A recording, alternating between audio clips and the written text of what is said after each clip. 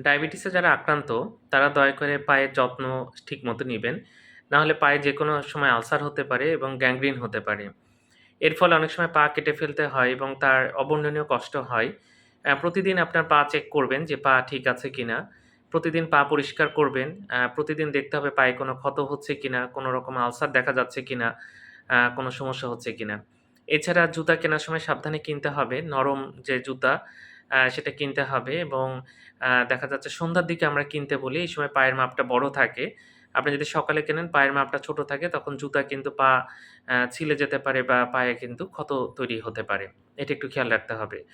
পায়ে ময়েশ্চারাইজার দিতে হবে এবং পায়ের যে আঙ্গুলগুলো সেগুলো খুব সাবধানে কাটতে হবে, নিয়মিত কাটতে হবে। এই জিনিসগুলো একটু খেয়াল রাখতে হবে এবং চেকআপ করতে হবে। এই বিষয়েও কিন্তু বিশেষজ্ঞ আছে যারা শুধু ডায়াবেটিক ফুড নিয়ে কাজ করে। আ যদিও আমাদের দেশে সেভাবে পাওয়া যায় না। তারপরে আপনার ডায়াবেটিসের যেকোনো ডাক্তারকে দেখাবেন। তিনি এটা আপনাকে সঠিক সমাধান দিতে পারবেন। ধন্যবাদ সবাইকে।